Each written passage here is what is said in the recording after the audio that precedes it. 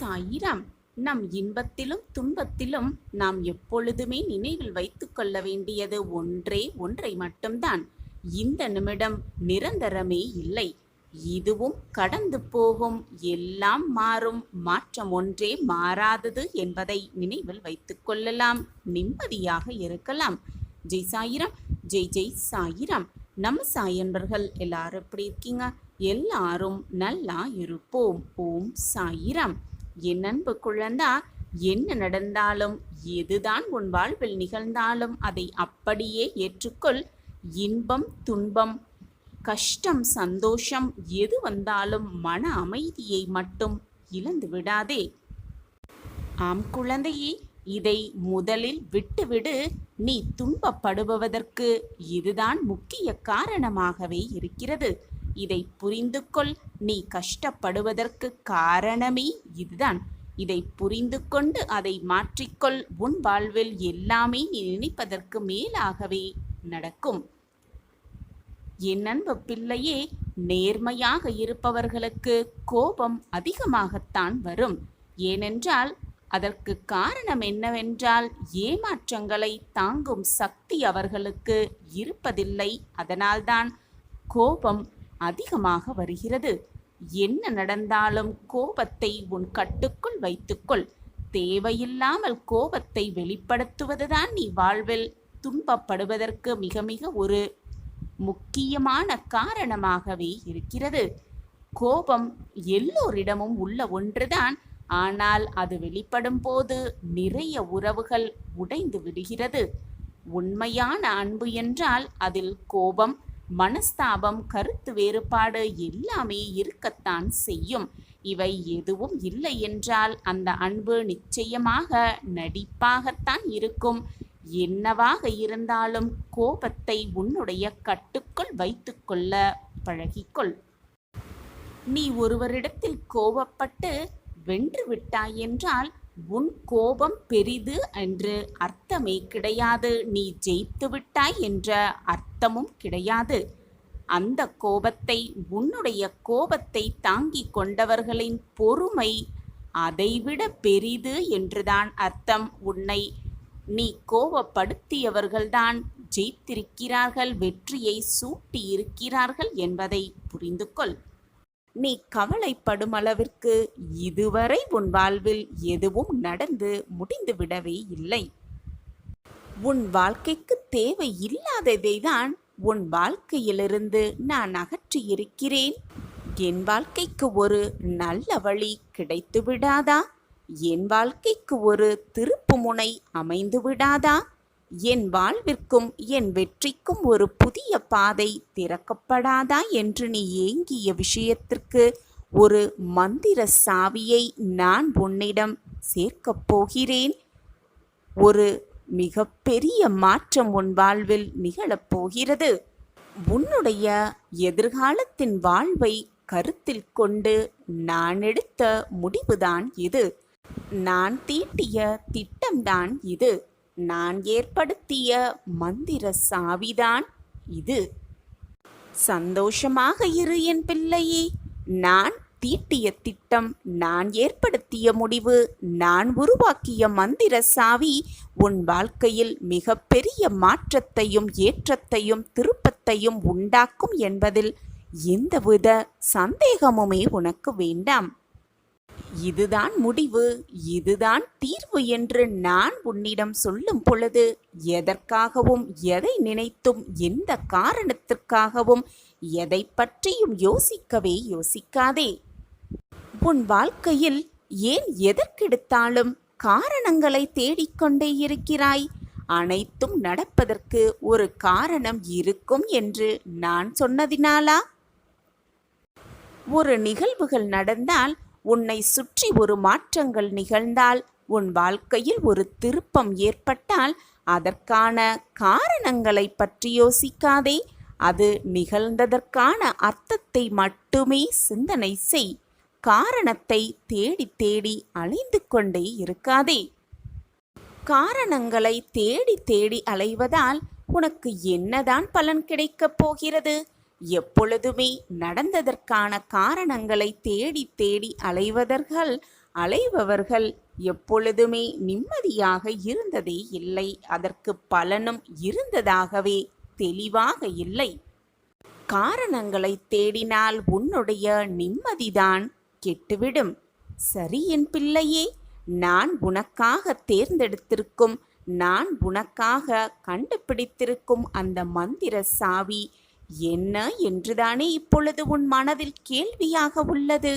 அந்த மந்திர சாவி உன்னுடைய நம்பிக்கையான எண்ணங்களை, உன்னுடைய நேர்மறையான சிந்தனைகளை, உன்னுடைய நேர்மறையான அணுகுமுறைகளை.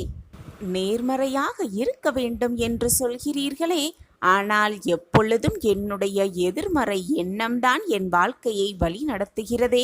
அந்த எதிர்மறை எண்ணத்திலிருந்து, எதிர்மறை சிந்தனைகளிலிருந்து நான் வெளிவர எனக்கு உபாயம் தாருங்கள் சாயிநாதரே என்று உன் மன எண்ணம் எனக்கு மிக நன்றாகவே தெரிகிறது.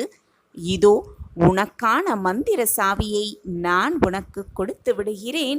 நீ நேர்மறையாக உன் வாழ்க்கையில் சந்தோஷமாக இருந்து நிம்மதியான வாழ்வை நிச்சயமாக தேடி பிடிக்கலாம். உன் சாயப்பா உன்னோடு இருக்கும் வரை நீ எதற்குமே பயப்பட வேண்டிய அவசியமே இல்லை. சாயிராம் சாயிராம். ஒரு ஊரில் ஒரு துறவி ஒருவர் வாழ்ந்துக்கிட்டு வந்தார். அவருடைய அறிவுரைகளை கேட்க கேட்க மனபாரம் குறையும், வாழ்க்கையை எப்படி வாழ வேண்டும் அப்படிங்கிற ஒரு உத்வேகம் எல்லோர் மனசிலும் எழும் அப்படிங்கிறது தான் அந்த ஊரில் பல பேர் எண்ணங்களாகவே இருந்தது. வாழ்க்கையின் கடைசி நொடியில் இருப்பவர்கள் கூட அந்த துறவியின் பேச்சை கேட்டால் வாழ்க்கையை வாழ்ந்தே காட்ட வேண்டும், வென்றே ஆக வேண்டும் என்ற ஒரு உத்வேகம் அவர்கள் மனதில் எழும். அப்படி ஒரு அறிவுரைகளை வழங்கி வருவார் அந்த துறவி. அப்படி இருக்கும் பொழுது ஒரு நாள் ஒரு நபர் இந்த ஞானியை தேடி வந்தார். அந்த நபரின் மனதில் ஏகப்பட்ட குழப்பங்களும் வருத்தங்களும் இருந்தது. அதனால் ஞானியை பார்த்தவுடன் உடனே தன் மனதில் இருக்கும் அத்தனை குழப்பங்களையும் போராட்டங்களையும் அவரோடு பகிர்ந்து கொண்டார் அந்த நபர். அந்த நபருக்கு மிகப்பெரிய பிரச்சனையாக இருந்தது. அந்த நபருக்கு எப்பொழுதுமே எதிர்மறை சிந்தனைகள் வந்து கொண்டே இருந்தது. அதனால் மனம் குழம்பி போய் வாழ்க்கையை ஏன் வாழ வேண்டும் என்ற நிலைமையில் இருந்தார் அந்த நபர்.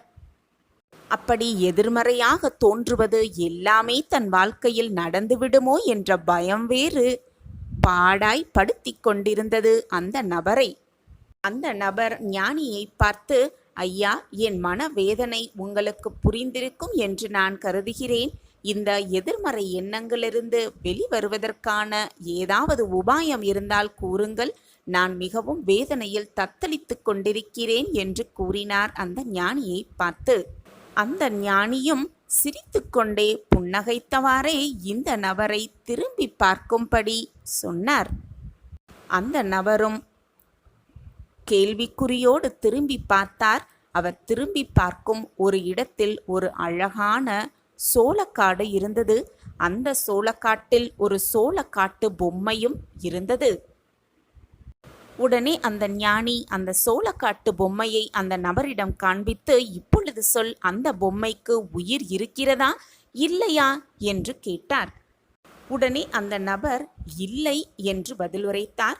மீண்டும் துறவி கேள்வியை எழுப்பினார். அந்த பொம்மையால் பேச முடியுமா என்ற கேள்வியை எழுப்பினார்.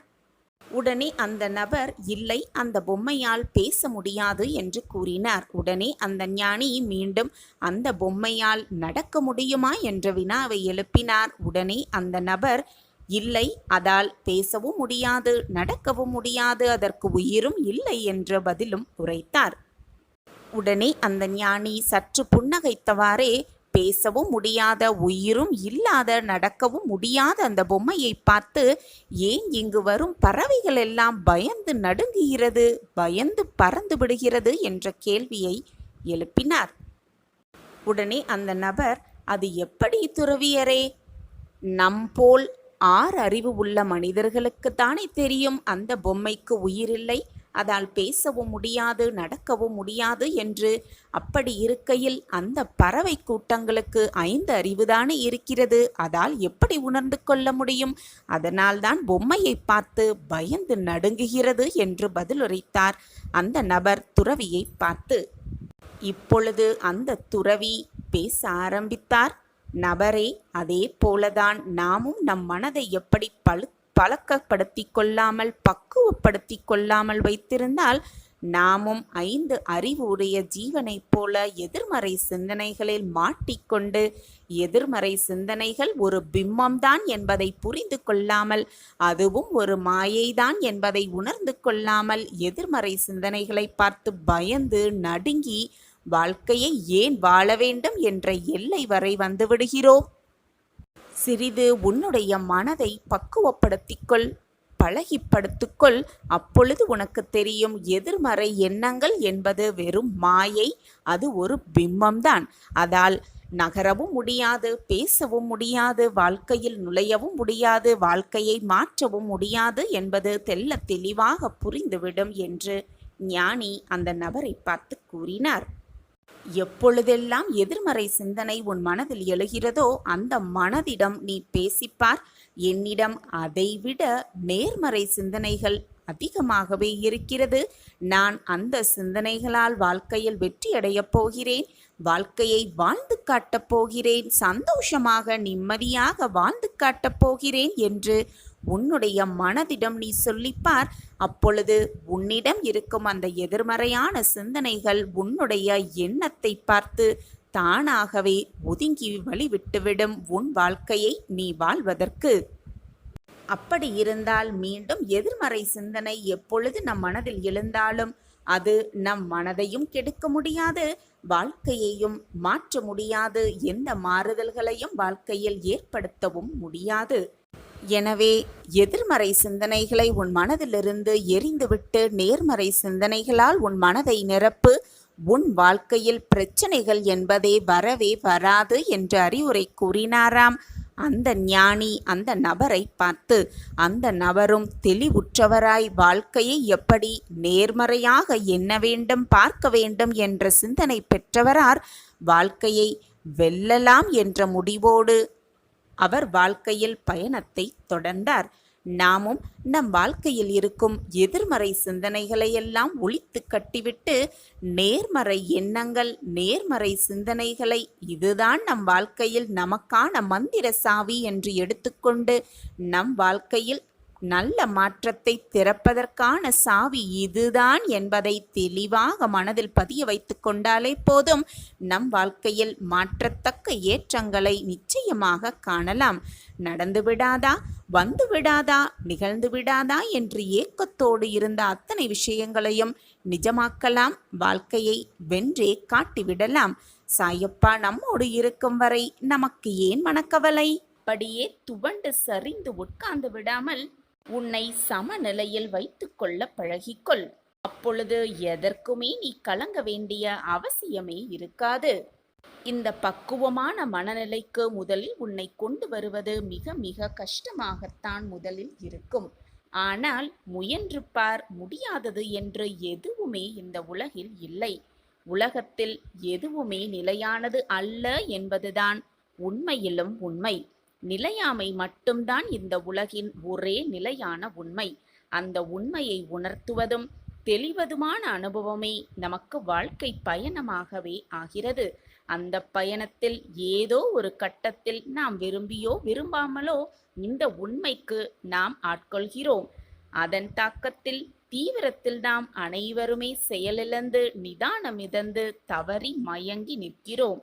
அத்தகைய மயக்க நிலையை எதிர்கொள்ளவும் அதிலிருந்து மீளும் வழிவகைகளை நாம் தெளிவாக தெரிந்து கொள்ள வேண்டும். அதன்படி நம் வாழ்க்கையை நகர்த்தி கொண்டே இருந்தால் வாழ்க்கை அர்த்தமுள்ளதாகவும் அனைவருக்கும் பயனுள்ளதாகவும் மாறிவிடுகிறது.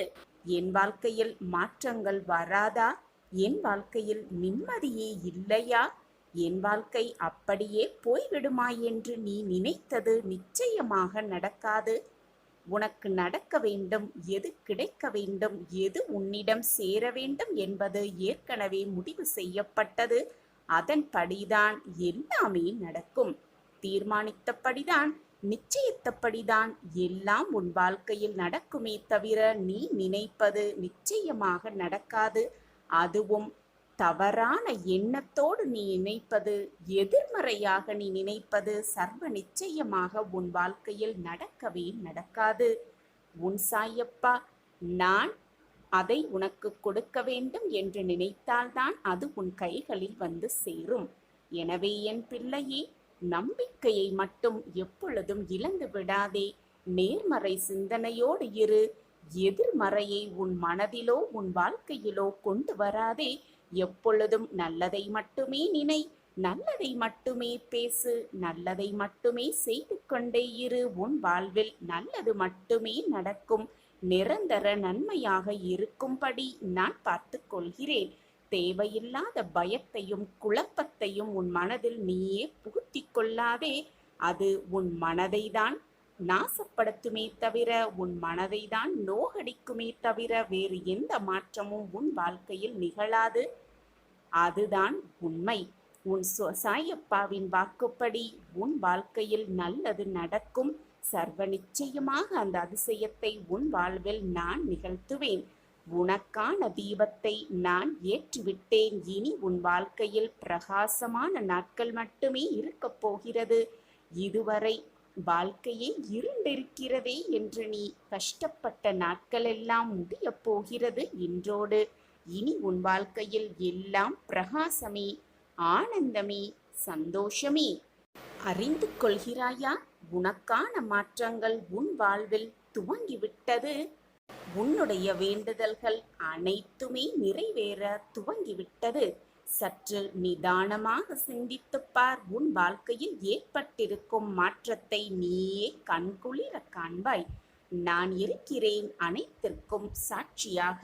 எல்லோருமே இறைவனிடம் வைக்கக்கூடிய வேண்டுதல் அனைத்துமே பலிக்க வேண்டும் என்பதுதான் பிரார்த்தனையாக இருக்கிறது. ஆனால் இறைவனுக்கு நன்றாகவே தெரியும் உனக்கு எந்த நேரத்தில் எதை செய்ய வேண்டும் என்று.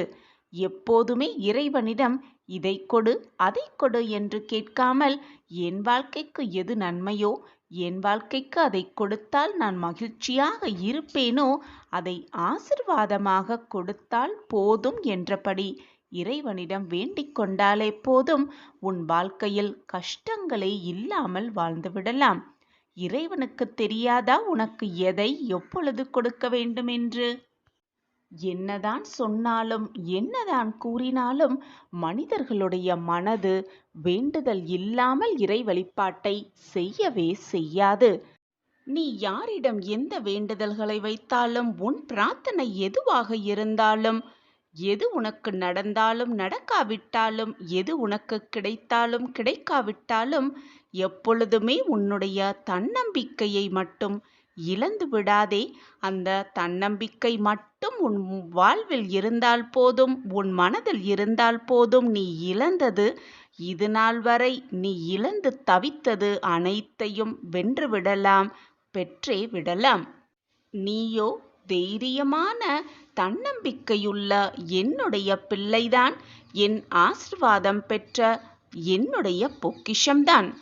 உன் வாழ்க்கையில் அத்தனை தடைகளையும் அத்தனை போராட்டங்களையும் தாண்டிதானே வாழ்ந்து கொண்டிருக்கிறாய். வாழ்க்கையை அப்படித்தான் வாழ வேண்டும்.